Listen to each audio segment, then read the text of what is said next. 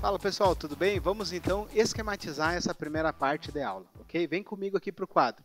Olha só, então nós vimos nessa primeira parte que o direito administrativo é um ramo de direito público que estuda um conjunto de princípios e normas que regem o exercício da função administrativa, certo? Então vamos lá.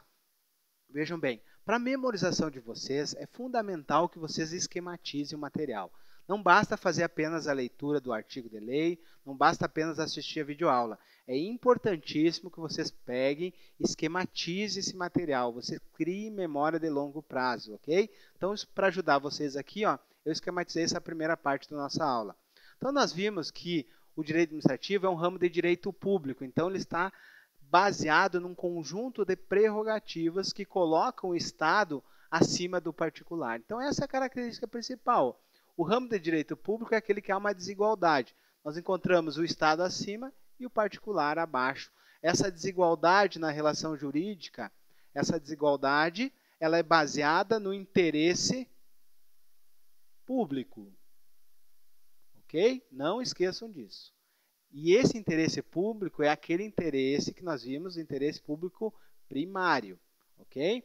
Olha só, esse ramo de direito público, então, ele tem uma desigualdade na relação porque ele é baseado num conjunto de prerrogativas. Esse conjunto de prerrogativas, nós chamamos isso de poderes especiais da administração pública. Logo, nós vamos estudar cada um deles aqui. Olha só, então, nós vimos que esse ramo de direito público estuda um conjunto de princípios e normas. Esse conjunto de princípios e normas nós chamamos no direito administrativo de regime jurídico administrativo. O que vem a ser, então, o chamado regime jurídico administrativo? Um conjunto de princípios e normas que dotam a administração pública de prerrogativas, mas também de sujeições ou limitações, ok? Vamos estudar, então, primeiramente, os chamados poderes da administração pública, ou também chamadas prerrogativas. Olha só, a administração pública tem um conjunto de prerrogativas para exercer a função administrativa, ok? Esse conjunto de prerrogativas nós vimos dentro de princípios que se chama princípio da supremacia do interesse público. Então, esse conjunto de prerrogativas nada mais é que o princípio da supremacia do interesse público. Em contrapartida, o Estado tem deveres especiais. Dentro dos deveres especiais, nós chamamos isso de sujeições ou limitações, que se traduzem no princípio da indisponibilidade do interesse público. Ou seja, o Estado não pode abrir mão do interesse público porque esse interesse não pertence a ele e sim pertence ao povo. Então, nós sabemos pela Constituição Federal que todo o poder emana do povo que exerce diretamente ou através dos seus representantes, ok? Então, a administração pública tem o dever de utilizar essas prerrogativas. Então, vamos lá. Dentro das prerrogativas, que se traduz no princípio da supremacia, nós encontramos uma série de exemplos. Olha só, o primeiro exemplo que nós encontramos são os chamados prazos processuais em dobro. Então, a administração pública, a partir da alteração do Código de Processo Civil, no artigo 183, passou a ter, então, prazo em dobro. Ok? Nós encontramos também a chamada imunidade tributária recíproca como uma prerrogativa. O que significa imunidade tributária recíproca? Significa que um ente federativo não vai cobrar imposto sobre outro ente federativo. Essa é a previsão que nós encontramos no artigo 150 da Constituição Federal, que trata dos princípios de direito tributário. Mas é importante sabermos que um órgão público de uma esfera de poder, por exemplo, do Estado, não vai cobrar imposto de outra esfera de poder, por exemplo, do município, ok? Então, um determinado órgão do município está isento de pagar, por exemplo, o IPVA dos seus veículos. Em contrapartida, o Estado também não vai pagar o IPTU de determinada propriedade. Mas veja bem, nós estamos falando de impostos. As taxas, por exemplo, não estão imunes. Então, por exemplo, o Estado ele deixa de pagar o IPTU, mas ele vai pagar ainda a taxa de coleta de lixo seletivo, certo? Então, veja bem, a imunidade tributária recíproca é uma prerrogativa importantíssima. E essa prerrogativa, ela se estende às autarquias, conforme o parágrafo 2º desse artigo 150. Mas ele não se estende às chamadas pessoas de direito privado, por exemplo, as empresas públicas e sociedades de economia mista que explorem atividades econômicas. Elas não vão ter imunidade tributária. Veremos mais sobre esse assunto quando falarmos em organização da administração pública. Ali estudaremos sobre administração direta, sobre administração indireta, sobre órgão, sobre entidades, desconcentração, descentralização, tudo isso será assunto mais adiante. Mas lá voltaremos a falar de imunidade tributária. Aguarde. Também nós temos a prerrogativa de cláusulas exorbitantes. Como nós vimos, o Estado, nos seus contratos, ele tem uma série de prerrogativas. Por exemplo, rescindir unilateralmente um contrato, modificá-lo unilateralmente, fiscalizar a sua execução e, inclusive, aplicar sanções administrativas pelo descumprimento de cláusulas contratuais.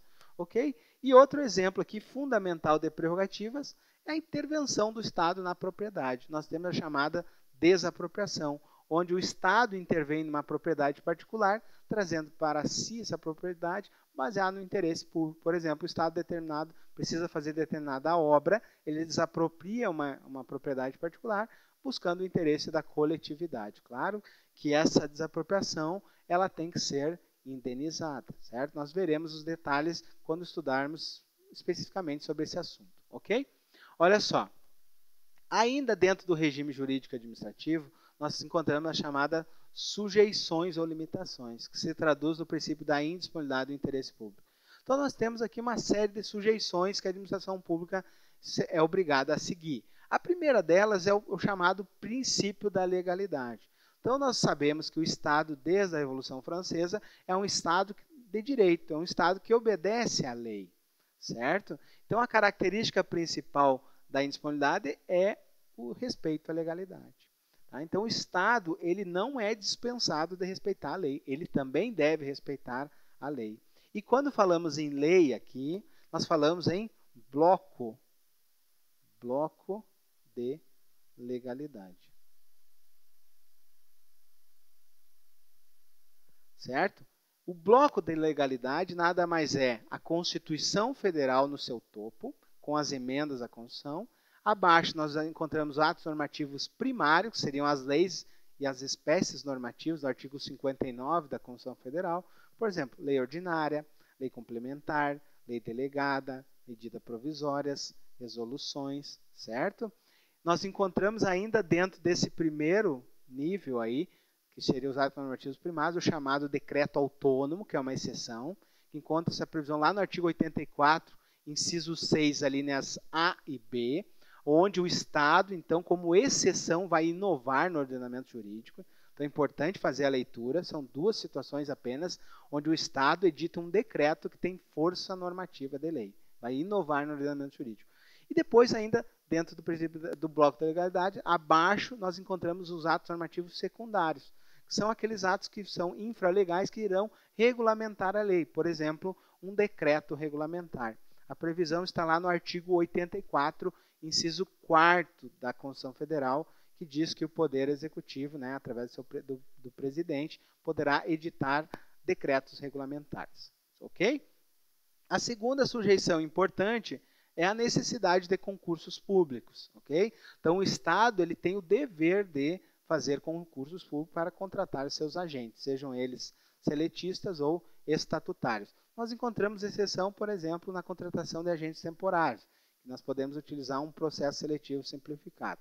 Ok? A licitação pública é a terceira sujeição. Então, nas compras e aquisições que a administração pública precisa fazer, por exemplo, a compra de equipamentos para escolas, a compra de material necessário para hospitais, isso tudo através de licitação pública, que é um processo administrativo complexo que vai fazer, então, a análise da compra de determinados bens ou a realização de determinadas obras. Ok? Então, é necessário fazer licitação pública.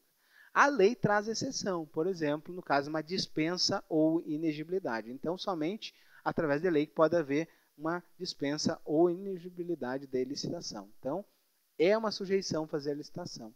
E a nossa última sujeição é a necessidade de motivação dos atos administrativos. Então, a administração pública deve motivar os seus atos administrativos para que, então, os seus administrados possam, então, exercer o exercício do princípio do contraditório e da ampla defesa. certo? A motivação é fundamental, mas encontramos exceção. A própria Constituição Federal faz exceção, dizendo que a nomeação e exoneração do cargo em comissão, ela não precisa, então, ser motivada. Ok?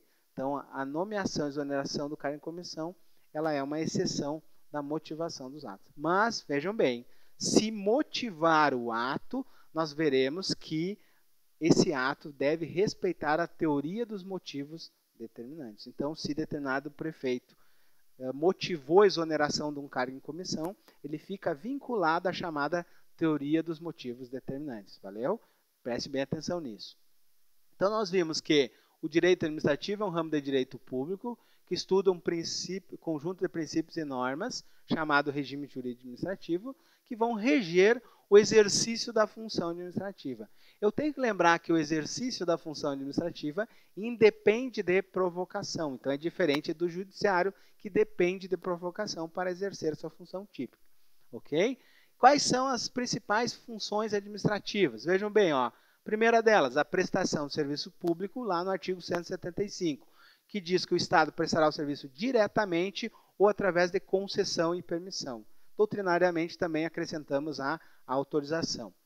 O poder de polícia, que nós encontramos a previsão normativa no artigo 78 do Código Tributário Nacional, que nada mais é, então, que o Estado atuando numa função administrativa, limitando atividades e direitos individuais em prol da coletividade. Vamos pegar um exemplo. Determinado mercado está vendendo produtos vencidos e estragados, que podem lesar a saúde das pessoas, então a administração pública é dotada desse poder de polícia e vai lá e intervém, então, na propriedade particular, apreendendo as mercadorias estragadas para proteger a população. Isso independe da atuação do Poder Judiciário. Okay? Então, essa é a grande característica do poder de polícia. O fomento, como nós vimos, é o incentivo. Esse incentivo pode ser fiscal, através de benefícios tributários, okay? Isenção, anistia, redução da base de cálculo, redução da alíquota. São exemplos que nós encontramos aí dentro dos incentivos fiscais. Mais importante para nós do direito administrativo são os incentivos na área social. Nós encontramos as chamadas organizações sociais e as organizações da sociedade civil de interesse público que recebem recursos públicos para a sua atuação no chamado terceiro setor. E a quarta função administrativa é a intervenção no domínio econômico. Lembre que o Estado intervir diretamente no domínio econômico é uma exceção. Somente pode intervir no domínio econômico quando for relevante para a segurança nacional ou relevante para o interesse coletivo. Isso aqui nós veremos novamente quando falarmos em organização da administração pública. Falaremos então das entidades de direito privado, por exemplo, as empresas públicas e sociedades de economia mista que atuam nesse setor econômico aqui. Ok, pessoal? Continuando, já finalizando, lembrem que o exercício dessa função, desses poderes, dessas prerrogativas, deve sempre buscar o interesse público primário. Ok? Então, nós não encontramos supremacia do interesse público no interesse público secundário. Isso é doutrinário, ok? Nós vamos encontrar prerrogativas sempre em prol da coletividade. Mas e se a administração pública buscar um interesse alheio ou particular? Nós vimos que esse ato será considerado nulo, não produzirá efeitos jurídicos, ok? E detalhe, esse desvio será o chamado desvio de finalidade, porque a finalidade deixou de ser pública e passou a ser uma finalidade particular. Então, nós temos aqui a primeira espécie, que é o desvio de finalidade. É uma das espécies do chamado abuso de poder. A segunda espécie de abuso de poder é o chamado excesso de poder, que é o agente competente que extrapola os limites do cargo. É o nosso delegado que prende e manda dar uma surra ou fazer tortura. O desvio da finalidade é quando, por exemplo, eu desaproprio determinado bem, mas que esse bem, na verdade, vai favorecer determinados agentes de maneira particular, valorizando a terra deles, por exemplo. Ok, pessoal? Então, até a próxima aula. Fiquem com Deus. Não deixem de esquematizar e de memorizar. Ok? Para finalizar, vocês façam isso aqui. Esquematizem, colorido, o máximo que vocês puderem. E depois façam muitas questões de prova. Abraço e até a próxima aula.